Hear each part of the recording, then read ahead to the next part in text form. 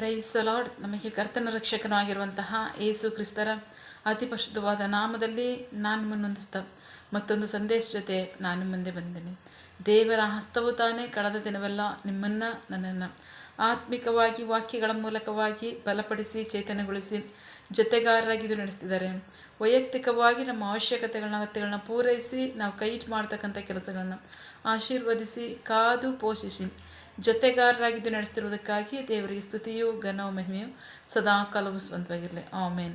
ಈ ದಿನದ ಸಂದೇಶದ ವಾಕ್ಯ ಭಾಗ 1 ಪೂರ್ವಕಾಲ ವೃತ್ತಾಂತ 4ನೇ ಅಧ್ಯಾಯದಲ್ಲಿ 9 ಮತ್ತು 10ನೇ ವಾಕ್ಯ. First chronicles chapter 4 verse 9 to 10. ಯಾಬೇಜನು ತನ್ನ ಸಹೋದರರಿಗಿಂತ ಘನವುಳ್ಳವನಾಗಿದ್ದನು. ಅವನ ತಾಯಿ, ನಾನು ಅವನನ್ನು ವ್ಯಥೆಯಿಂದ ಎತ್ತೆನು ಎಂದು ಅವನಿಗೆ ಯಾಬೇಜನೆಂಬ ಹೆಸರಿಟ್ಟಳು. ಆದರೆ ಯಾಬೇಜನು ಇಸ್ರಾಯೇಲಿನ ದೇವರಿಗೆ, ನೀನು ನನ್ನನ್ನು ನಿಜವಾಗಿ ಆಶೀರ್ವದಿಸಬೇಕು, ನನ್ನ ಮೇರೆಯನ್ನು ವಿಸ್ತರಿಸಬೇಕು, ನಿನ್ನ ಹಸ್ತವು ನನ್ನ ಸಂಗಡ ಇರಲಿ, ನನ್ನನ್ನು ವ್ಯಥೆಪಡಿಸದ ಹಾಗೆ ನನ್ನನ್ನು ಕೇಡಿನಿಂದ ತಪ್ಪಿಸು ಎಂದು ಮೊರೆಯಿಟ್ಟನು. ದೇವರು ಅವನು ಬೇಡಿಕೊಂಡಿದ್ದನ್ನು ಅನುಗ್ರಹಿಸಿದನು. ದೇವರಿಗೆ ಸ್ತೋತ್ರ. ವಾಕ್ಯಭಾಗ ನೋಡ್ತಾ ಇದ್ದೀವಿ ಪ್ರೀತಿ ದೇವ್ರ ಮಕ್ಕಳೇ. ಯೆಹೂದದ ಅರಸನಾದ ಯಾಬೇಜನ ಅವನು ಪ್ರಾರ್ಥನೆ ಏನಾಗಿದೆ ದೇವರ ಮುಂದೆ. ಅವನ ತಾಯಿ ಹೇಳ್ತಾ ಇದ್ದಾಳೆ, ನಾನು ಇವನ್ನ ಬಹಳ ಕಷ್ಟಪಟ್ಟು ವ್ಯಥೆಯಿಂದ, ಬಾಧೆಯಿಂದ, ಹಿಂಸೆಯಿಂದ, ಕೊರತೆ ಕಷ್ಟದಲ್ಲಿ ನಾನು ಇವನ್ನ ಎತ್ತಿದ್ದೇನೆ ಅಂತೇಳಿ ಯಾಬೇಜನೆಂದು ಹೆಸರಿಟ್ಟ ಅಂತ ವಾಕ್ಯ ಹೇಳುತ್ತೆ. ದೇವರಿಗೆ ಸ್ತೋತ್ರ. ಆದರೆ ಯಾಬೇಜನೇನೋ ಅವನ ಅಣ್ಣ ತಮ್ಮಂದರಿಗಿಂತ ಘನವುಳ್ಳವನಾದಂಥ ವಾಕ್ಯ ಹೇಳುತ್ತೆ. ಕಾರಣ ಅವನು ಇಸ್ರಾಯೇಲಿನ ದೇವರಿಗೆ ಮೊರೆಯಿಟ್ಟ ಏನಂತಂದರೆ, ನೀನು ನನ್ನನ್ನು ನಿಜವಾಗಿಯೂ ಸಹ ಆಶೀರ್ವದಿಸಬೇಕು, ನನ್ನ ಮೇರೆಯನ್ನು ವಿಸ್ತರಿಸಬೇಕು, ನಿನ್ನ ಹಸ್ತವು ನನ್ನ ಸಂಗಡ ಇರಬೇಕು. ಅಷ್ಟು ಮಾತ್ರ ಅಲ್ಲ,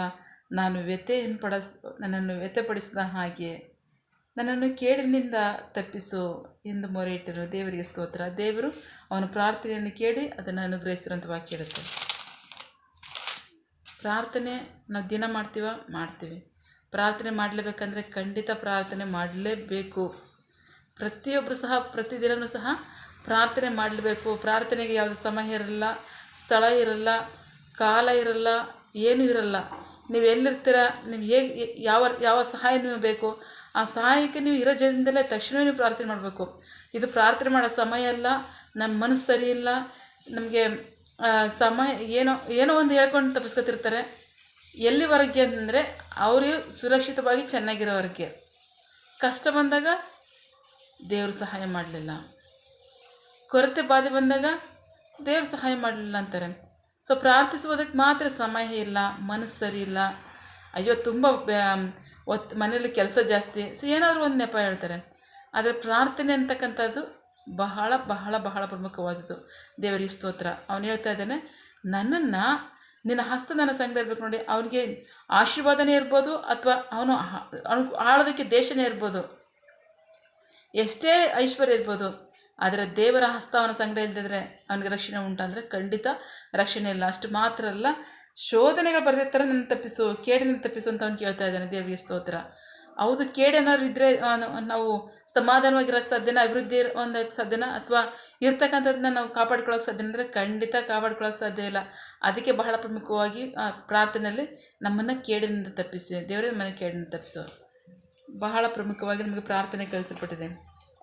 ನೋಡೋಣ, ಮತ್ತಾಯನ ಸುವಾರ್ತೆ 6ನೇ ಅಧ್ಯಾಯದಲ್ಲಿ ತುಂಬ ಚೆನ್ನಾಗಿ ಈ ಪುಸ್ತಕದ ಈ ಇದರಲ್ಲಿ ಬರೆಯಲ್ಪಟ್ಟಿದೆ. ಹಾಗಾಗಿ ನಾವು ವಿಭಿನ್ನತೆಗಳನ್ನು 6ನೇ ಅಧ್ಯಾಯ ಯೇಸು ಕ್ರಿಸ್ತರು ಕಲಿಸ್ಕೊಡ್ತಾ ಇದ್ದಾರೆ ನಮಗೆ ಪ್ರಾರ್ಥನೆ ಮಾಡೋದೇ ಅರ್ಥ ಅಂತ. 9ನೇ ವಾಕ್ಯದಿಂದ 15ನೇ ವಾಕ್ಯದವರೆಗೆ. Matthew chapter 6 word 9 to 15. ಆದ್ದರಿಂದ ನೀವು ಹೀಗೆ ಪ್ರಾರ್ಥಿಸಿದಿರಿ, ಪರಲೋಕದಲ್ಲಿರುವ ನಮ್ಮ ತಂದೆಯೇ, ನಿನ್ನ ನಾಮವು ಪರಿಶುದ್ಧವಾದುದು ಎಂದೆನಿಸಲ್ಪಡಲಿ, ನಿನ್ನ ರಾಜ್ಯವು ಬರಲಿ, ನಿನ್ನ ಚಿತ್ತವು ಪರಲೋಕದಲ್ಲಿ ನೆರವೇರುವ ಪ್ರಕಾರ ಭೂಲೋಕದಲ್ಲಿಯೂ ನೆರವೇರಲಿ. ನಮ್ಮ ಅನುದಿನದ ಆಹಾರವನ್ನು ನಮಗೆ ಈ ದಿನವೂ ದಯಪಾಲಿಸು. ನಮಗೆ ತಪ್ಪು ಮಾಡಿದವರನ್ನು ನಾವು ಕ್ಷಮಿಸುವಂತೆ ನಮ್ಮ ತಪ್ಪುಗಳನ್ನು ಕ್ಷಮಿಸು. ನಮ್ಮನ್ನು ಶೋಧನೆಗೆ ಸೇರಿಸಿದ ಹಾಗೆ ಕೇಡಿನಿಂದ ತಪ್ಪಿಸು, ಏಕೆಂದರೆ ರಾಜ್ಯವು, ಬಲವು, ಮಹಿಮೆಯು ಸದಾಕಾಲ ನಿನ್ನವೇ. ಆಮೇನ್. ದೇವರಿಗೆ ಸ್ತೋತ್ರ. ನಾವು ವಾಕ್ಯ ಭಾಗ ನೋಡ್ತಾ ಇದ್ದೀವಿ ಪ್ರೀತಿಯ ಮಕ್ಕಳ. ಶೋಧನೆ 13ನೇ ವಾಕ್ಯ. ನಮ್ಮನ್ನು ಶೋಧನೆಗೆ ಸೇರಿಸಿದ ಹಾಗೆ ಕೇಡಿನಿಂದ ತಪ್ಪಿಸು. ಏಕೆಂದರೆ ರಾಜ್ಯವು ಬಲವು ಮಹಿಮೆಯು ಸದಾಕಾಲವು ನಿಮ್ಮದೇ ಆಗಿದೆ ಅಂತ ವಾಕ್ಯ ಹೇಳುತ್ತೆ. ರಾಜ್ಯ ಬಲ ಮಹಿಮೆ ಅವ್ರದ್ದೇ ಆದಮೇಲೆ ರಕ್ಷಣೆ ಎಲ್ಲಿಂದ ಬರಬೇಕು? ಅವರಿಂದನೇ ಬರಬೇಕು. ಯಾವುದೇ ಆಗಲಿ, ಸೃಷ್ಟಿ ಯಾವ ಕಾರ್ಯವಾಗಲಿ, ಯಾವ ವಸ್ತುವೇ ಆಗಲಿ, ಯಾವುದೇ ಆಗಲಿ, ಏನೇ ಆಗಲಿ ದೇವರಿಂದ ಹೊರತಾದಂತೂ ಅಲ್ಲ. ಪರಿಸ್ಥಿತಿಗಳು, ಸನ್ನಿವೇಶಗಳು, ಕಾರ್ಯಗಳು ಏನೇ ಆಗಿರಲಿ ದೇವರ ಹಸ್ತದ ಅಧೀನದಲ್ಲದಿರುತ್ತೆ. ದೇವರಿಗೆ ಸ್ತೋತ್ರ. ಸೊ ಹಾಗಾಗಿ ಪ್ರಾರ್ಥನೆ ಮಾಡುವಾಗ ದೇವರೇ ನಮಗೆ ಶೋಧನೆಗೆ ಒಳಗಾದ ರೀತಿಯಲ್ಲಿ, ಶೋಧನೆಗಳು ನಮ್ಮನ್ನು ಮುಟ್ಟದೇ ಇರೋ ರೀತಿಯಲ್ಲಿ ನಮ್ಮನ್ನು ಕೇಡಿನ ತಪ್ಪಿಸಿ ಕಾಪಾಡು. ದೇವರಿಗೆ ಸ್ತೋತ್ರ. ಸೊ ಹಾಗೆ ಪ್ರಾರ್ಥನೆ ನಮ್ಮ ಪ್ರತಿಯೊಬ್ಬರ ಜೀವಿತದಲ್ಲಿರುತ್ತೆ.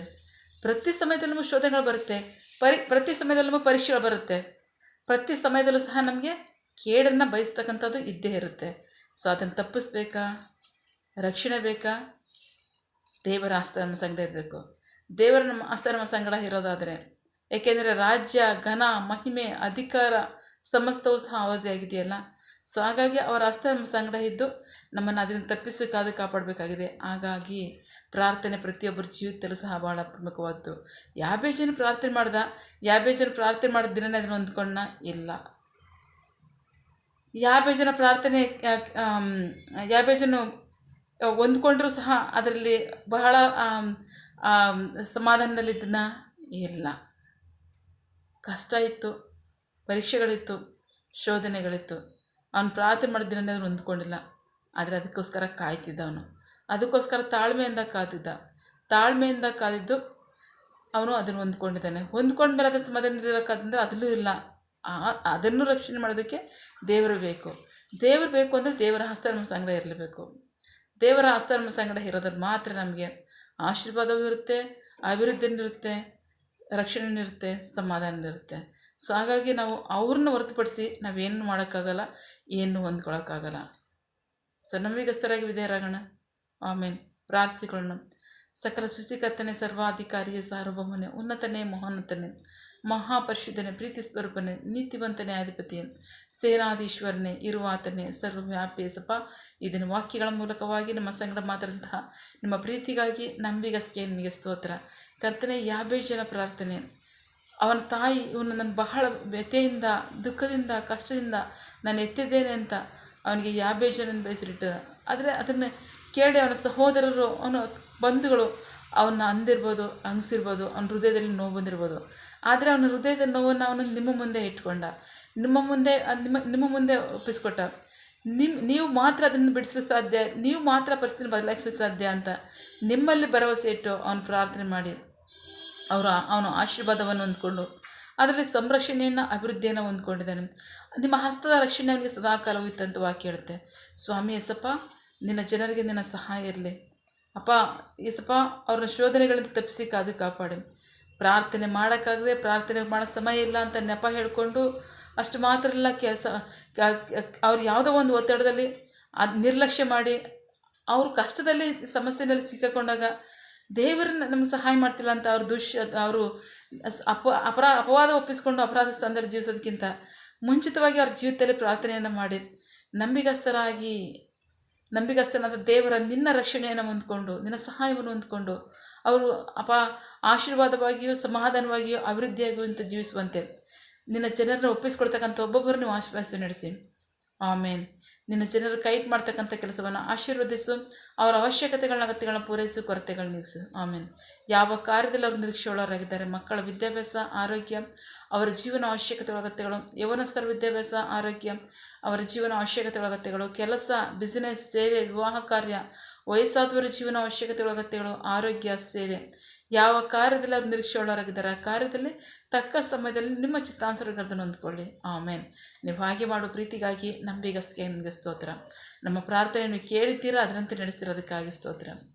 ನಮ್ಮ ಪ್ರಾರ್ಥನೆಯನ್ನು ನಮ್ಮ ರಕ್ಷಕನಾದ ಯೇಸು ಕ್ರಿಸ್ತರ ಅತಿ ಪರಿಶುದ್ಧವಾದ ನಾಮದಲ್ಲಿ ಪ್ರಾರ್ಥಿಸಿ ನಿಮ್ಮ ಪಾದಗಳು ಸಲ್ಲಿಸಿ ನಾವು ಬೇಡಿ ಹೊಂದಿದ್ದೇವೆ ನಮ್ಮ ಜೀವದ ತಂದೆ. ಆಮೇನ್. God bless you all. ದೇವರು ತಾನೇ ಅದನ್ನು ವಾಕ್ಯಗಳ ಮೂಲಕವಾಗಿ ನಮ್ಮ ಸಂಗಡ ಮಾತನಾಡಿದ್ದಾರೆ, ನಮ್ಮನ್ನು ಆಶೀರ್ವದಿಸಿದ್ದಾರೆ. ಆಮೇನ್. All the best.